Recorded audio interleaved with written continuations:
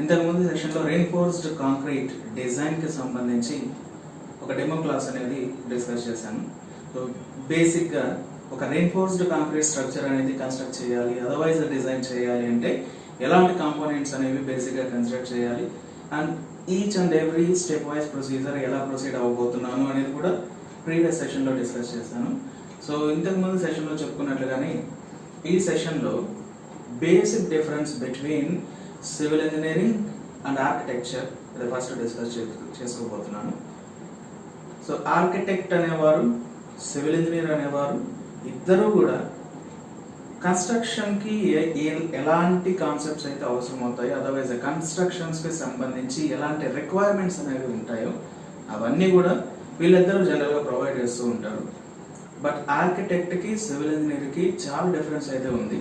ఒక ఆర్కిటెక్ట్ అనేవారు only outer structure and interior designs and room spacings and ఎలాంటి ప్లేస్లో ఎలాంటి అపియరెన్సెస్ అనేవి ఉంటే బాగుంటుంది అనేది మాత్రమే బేసిక్గా వాళ్ళు డిజైన్ చేసిస్తారు. బట్ ఆ స్ట్రక్చర్ రియల్ ఎగ్జిస్టెన్స్లోకి రావాలి అంటే, రియాలిటీలోకి రావాలి అంటే ఆ డిఫరెంట్ ఏబుల్డ్ స్ట్రక్చర్కి స్ట్రెంగ్త్ అనేది అటైన్ చేస్తూ బిల్డింగ్ కాంపోనెంట్స్ని డిజైన్ చేసేవాళ్ళు ఒక civil engineer.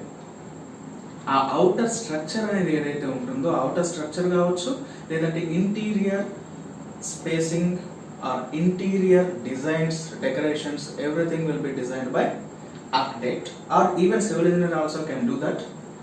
But completely civil engineering ki architecture ki కొంత రిలేషన్ ఉన్నా సరే ఈ రెండింటికి మేజర్ డిఫరెన్సెస్ అనేవి అవి. ఒక ఆర్కిటెక్ట్ ప్యూర్లీ ఆర్కిటెక్ట్ అనే వాళ్ళైతే బిల్డింగ్ అవుటర్ స్ట్రక్చర్ అనేది ఎలా ఉంటే, ఎలా అపియరెన్స్ అనేది ఉంటే గుడ్ లుకింగ్ ఎస్థెటిక్ అపియరెన్స్ అనేది ఉంటుంది అనేది వాళ్ళు డిజైన్ చేస్తారు. సో అది కంప్లీట్ అయిపోయిన తర్వాత ఆ రియాలిటీలోకి ఆ స్ట్రక్చర్ అనేది రావాలి అంటే ఒక సివిల్ ఇంజనీర్ మాత్రమే దాన్ని కంప్లీట్లీ బిల్డింగ్ కాంపోనెంట్స్ తోటి డిజైన్ చేస్తారు. So building components like beams, slabs, footings as well as remaining building components ఇవన్నీ కూడా సివిల్ ఇంజనీర్ అనే వాళ్ళు డిజైన్ చేస్తారు. And before going to discuss about the reinforced concrete design, ఇంతకు ముందు చెప్పుకున్నట్లుగానే each and every element like design అంటే ఏంటి, కాంక్రీట్ అంటే ఏంటి, డిజైన్కి major or simplification of explanation అనేది కూడా డిస్కస్ చేసుకొని నెక్స్ట్ రిమైనింగ్ ప్రొసీజర్లోకి, otherwise design of reinforced కాంక్రీట్లోకి next సెషన్స్లో proceed అవుతాను. సో ఇది just introduction to our design of reinforced concrete structures. So first one is the design.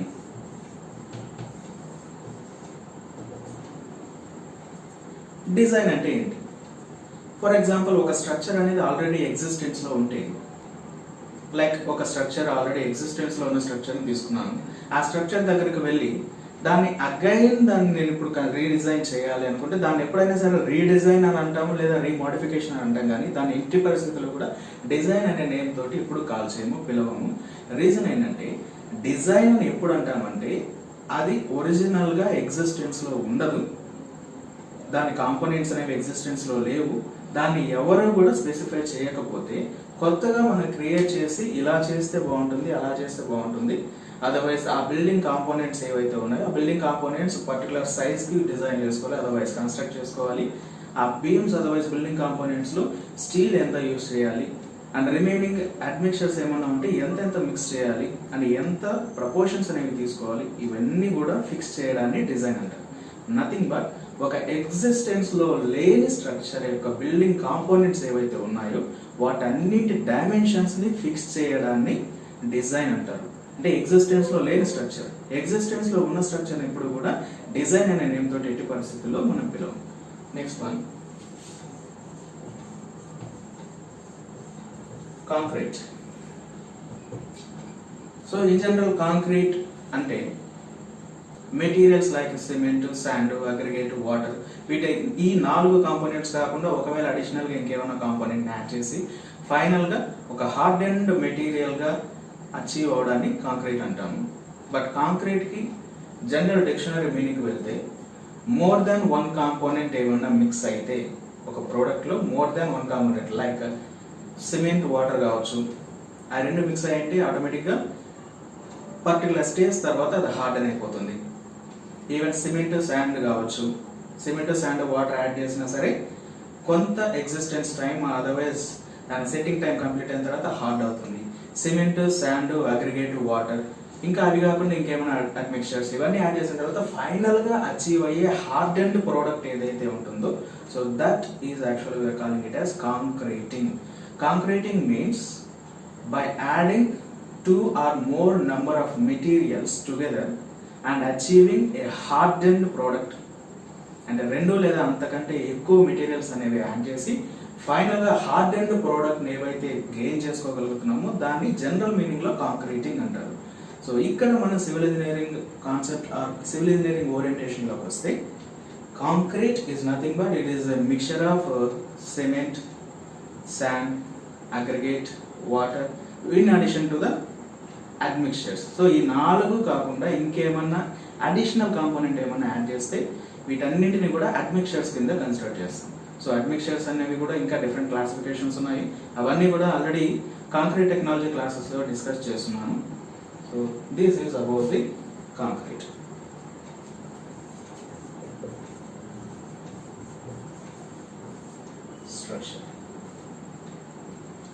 Structure single beam or single column or single slab ఏదైనా సరే single గా ఉన్నప్పుడు దాన్ని ఎప్పుడు కూడా మనం స్ట్రక్చర్ అనే నేమ్ తోటి పిలవము.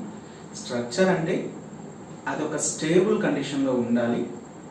సర్టెన్ నంబర్ ఆఫ్ కాంపోనెంట్స్ అన్ని యాడ్ చేసిన తర్వాత like columns, beams, slabs, staircase ఇవన్నీ కూడా యాడ్ చేసిన తర్వాత ఆ స్ట్రక్చర్ అనేది అదర్వైజ్ ఆ mixture of components or mixture of elements అనేవి యాడ్ అయిన తర్వాత అది స్టేబుల్ గా కొలాప్స్ అవ్వకుండా ఒక పర్టికులర్ పొజిషన్ లో ఎగ్జిస్టెన్స్ లో ఉంటే దాన్ని జనరల్ గా స్ట్రక్చర్ అని ఈజీగా కాల్ చేయొచ్చు.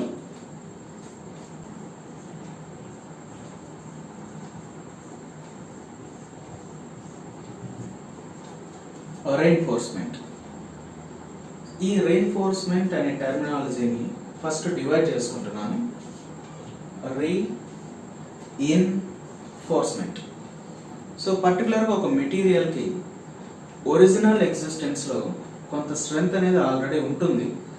ఆ స్ట్రెంగ్త్ సరిపోక అడిషనల్ స్ట్రెంగ్త్ అనేది గెయిన్ అవ్వడానికి ఒక అడిషనల్ మెటీరియల్ అనేది యూజ్ చేస్తే so that is the reinforcement or reinforcing material. So like reinforcement. Reinforcement already కొంత స్ట్రెంగ్త్ అనేది ఉంది, ఆ స్ట్రెంగ్త్ స్ట్రక్చర్కి సరిపోదు, ఆ స్ట్రక్చర్ రిటైన్ అవ్వడానికి సూటబుల్ కాదు, అడిషనల్ స్ట్రెంగ్త్ అనేది రిటైన్ అవ్వడానికి ఆ అడిషనల్ స్ట్రెంగ్త్ అనేది గెయిన్ అవ్వడానికి యూజ్ చేసే మెటీరియలే రెయిన్ఫోర్సింగ్ material.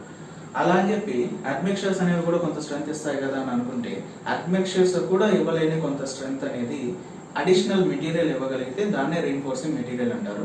And it doesn't include any admixtures, so that is only solid type of or powder type of or liquid type of formations మాత్రమే admixtures. So reinforcing material is completely a different material. So ఆ reinforcing material అంటే concrete ఎక్కడైతే fail అవుతుందో ఆ fail అవుతున్న portion ని fill చేయడానికి మాత్రమే ఈ అడిషనల్ మెటీరియల్ ని యూజ్ చేస్తాము. So that additional material is generally we are using it as general గా మనం యూజ్ చేస్తున్న మెటీరియలే స్టీల్. స్టీల్ మాత్రమే పర్టికులర్ గా యూజ్ చేయడానికి రీజన్ ఏంటంటే స్టీల్ కాకుండా ఒకవేళ అల్యూమినియం అయినా యూజ్ చేసుకోవచ్చు, కాపర్ యూజ్ చేసుకోవచ్చు, జింక్ యూజ్ చేసుకోవచ్చు, సో ఇంకా డిఫరెంట్ టైప్స్ ఆఫ్ మెటీరియల్స్ కూడా యూజ్ చేసుకోవచ్చు. సో ఆ మెటీరియల్స్ ని పక్కన పెట్టేస్తే స్టీల్ మాత్రమే పర్టికులర్ గా ఎందుకు యూజ్ చేస్తున్నారు అంటే there is a reason behind that. For example ఇది ఒక స్ట్రక్చర్, అదర్వైజ్ ఏదో ఒక స్ట్రక్చర్ ని తీసుకున్నాను. ఆ స్ట్రక్చర్ లో బీమ్స్ ఉంటాయి, స్లాబ్స్ ఉంటాయి, కాలమ్స్ ఉంటాయి, ఫుటింగ్స్ ఉంటాయి, స్టేర్ కేస్ ఉంటుంది. ఇవన్నీ కాకుండా అడిషనల్ గా కొన్ని కాంపోనెంట్స్ కూడా ఉంటాయి. ఇవన్నీ కాకుండా అదర్వైజ్ ఇవన్నిటి మీద మనం అడిషనల్ గా లోడ్ అప్లై చేయకపోతే, ఫర్ ఎగ్జాంపుల్ ఆ బిల్డింగ్ అనేది ఒక 1 ఇయర్ మనం యూజ్ చేయలేదు, 1 ఇయర్ యూజ్ చేయకపోయినా ఆ స్ట్రక్చర్ మీదకి వచ్చే లోడ్స్ ఏవైతే ఉంటాయో ఆ లోడ్స్ వల్ల కూడా స్ట్రక్చర్ అనేది డ్యామేజ్ అయ్యడానికి ఛాన్స్ ఉంటుంది. ఫర్ ఎగ్జాంపుల్ ఆ సెల్ఫ్ వెయిట్, స్ట్రక్చర్ లో సెల్ఫ్ వెయిట్ అనేది 24/7 ఎప్పుడూ వస్తూనే ఉంటుంది. ఆ సెల్ఫ్ వెయిట్ ని కూడా అది బేర్ చేసే కెపాసిటీలో ఉండాలి. సెల్ఫ్ వెయిట్ కాకుండా ఇంకా అడిషనల్ గా వచ్చే స్ట్రెసెస్ టెంపరేచర్ స్ట్రెసెస్ కూడా ఆల్మోస్ట్ స్ట్రక్చర్లో 24/7 వస్తూనే ఉంటాయి. ఫర్ ఎగ్జాంపుల్ మార్నింగ్ టైం ఒక 40 డిగ్రీ సెంటిగ్రేడ్ ఉందంటే ఈవినింగ్ టైం వచ్చేసరికి ఆ 40 కాస్త 27కు 28కు వెళ్ళిపోయేదానికి కూడా ఛాన్సెస్ ఉన్నాయి. అంటే almost 12 to 13 degrees of variation ఉంది వన్ డేలోనే. ఈ టెంపరేచర్ వేరియేషన్ వల్ల టెంపరేచర్ ఎక్కువగా ఉన్నప్పుడు మెటీరియల్లో లెంత్ వైజ్ చేంజెస్ అనేవి జరుగుతూ ఉంటాయి. 40 డిగ్రీ సెంటిగ్రేడ్ అంటే ఆల్మోస్ట్ కొంత హీట్ ఉంటుంది కాబట్టి ఆ హీట్ వల్ల కాంక్రీట్ ఎక్స్పాండ్ అవుతుంది. ఆ రీఇన్ఫోర్సింగ్ మెటీరియల్ అనేది ఏదైతే యూజ్ చేస్తున్నామో అది కూడా ఎక్స్పాండ్ అవుతూ ఉంటుంది. కాంక్రీట్ ఒక 6 మీటర్స్ ఆఫ్ బీమ్ తీసుకున్నప్పుడు ఒక 6 mm ఆర్ 5 mm లెంత్ అనేది చేంజ్ అయింది అనుకుంటే దాంట్లో మనం ఇన్సర్ట్ చేసే రీఇన్ఫోర్సింగ్ మెటీరియల్ యొక్క temperature or length variation same temperature దగ్గర సేమ్ చేంజ్ ఉంటేనే ఆ పర్టికులర్ కాంపోనెంట్ అనేది యూనిఫామ్ గా యాక్ట్ అవుతుంది. ఫర్ ఎగ్జాంపుల్ ఒకవేళ మనం ఏదో ఒక అడిషనల్ మెటీరియల్ లైక్ అల్యూమినియం ఇలాంటి మెటీరియల్స్ యూజ్ చేసినప్పుడు అల్యూమినియం ఫర్ ఎగ్జాంపుల్ ఎక్కువగా లెంత్ అనేది వేరియేట్ అవుతుంది విత్ రెస్పెక్ట్ టు టెంపరేచర్ అనుకుంటే 40 డిగ్రీ సెంటిగ్రేడ్ దగ్గర మన కాంక్రీట్ ఏమో 6 mm ఎక్స్పాండ్ అయింది, కానీ మన అల్యూమినియం వచ్చేసరికి ఒక 10 mm ఎక్స్పాండ్ అయింది అనుకుంటే ఆ 10 mm అంటే అక్కడ వేరియేషన్ అనేది 4 mm అడిషనల్ గా ఫామ్ అయింది. ఆ 4 mm అనేది కంటిన్యూస్ గా అలాగే డే బై డే అనేది వేరియేషన్స్ వస్తూ ఉండడం వల్ల ఫర్ ఎగ్జాంపుల్ ఇది ఒక రీఇన్ఫోర్సింగ్ మెటీరియల్ అల్యూమినియం అనుకుంటే దాని మీద కాంక్రీట్ అనేది ప్లేస్ అయి ఉంటుంది. ఆ కాంక్రీట్ అల్యూమినియం రెండు ఈ ఎక్స్పాన్షన్స్ అండ్ కాంట్రాక్షన్స్ అనేవి జరిగినప్పుడు లెంత్ వైజ్ వేరియేషన్స్ అనేవి రావడం వల్ల ఈ రెండింటికి మధ్య బాండింగ్ ఏదైతే ఉంటుందో ఆ బాండింగ్ అనేది రిమూవ్ అయిపోయి ఆ కొలాప్స్ అయిపోయి అల్టిమేట్లీ ఆ స్ట్రక్చర్ స్టెబిలిటీ అనేది పోయి రెండు యూనిఫామ్ గా యాక్ట్ అవ్వకుండా దానికి సపరేట్ గా లోడ్స్ అనేవి డిస్పర్స్ చేసుకుంటూ ఉండడం వల్ల స్ట్రక్చర్ ఫెయిల్ అయ్యేదానికి ఛాన్స్ ఉంటుంది. సో అలాంటి వాటికి తావు లేకుండా కాంక్రీట్ కి ఈక్వల్ గా టెంపరేచర్ స్ట్రెసెస్ అటైన్ అయ్యే మెటీరియల్ ఏదైతే ఉందో ఆ మెటీరియల్ మాత్రమే యూజ్ చేయాలని చెప్పి అనలైజ్ చేసినప్పుడు మనం ఫైనల్ గా ఫిక్స్ చేసిన material steel. So that is the coefficient of thermal expansion. Coefficient of thermal expansion base చేసుకొని టెంపరేచర్ పరంగా ఎంత వేరియేట్ అవుతుంది అంటే ఇర్రెస్పెక్టివ్ ఆఫ్ లోడ్స్ అప్లై చేయొచ్చు చేయకపోవచ్చు. కోఎఫిషియంట్ ఆఫ్ థర్మల్ ఎక్స్పాన్షన్ అనేది ఓన్లీ టెంపరేచర్ స్ట్రెసెస్ వల్ల ఎలా బిహేవ్ చేస్తుంది, ఎలా ఎక్స్పాండ్ అవుతుంది అనేది మాత్రమే డిస్కస్ చేస్తుంది. సో ఈ కోఎఫిషియంట్ ఆఫ్ థర్మల్ ఎక్స్పాన్షన్ అనేది కాంక్రీట్ కి స్టీల్ కి రెండింటికి ఆల్మోస్ట్ ఈక్వల్ గా ఉంటుంది కాబట్టి స్ట్రక్చర్ మాక్సిమం ఎక్కువ రోజులు ఒక యూనిఫామ్ మెటీరియల్ గా రిటైన్ అయ్యేదానికి ఛాన్సెస్ ఉంటాయి. So that's why we are using steel as a reinforcing material. So finally we are using the reinforcement material as a steel. Reinforcing material గా ఒక స్టీల్ ని use చేస్తున్నాము. ఇది మన design of reinforced concrete structures కి basic introduction.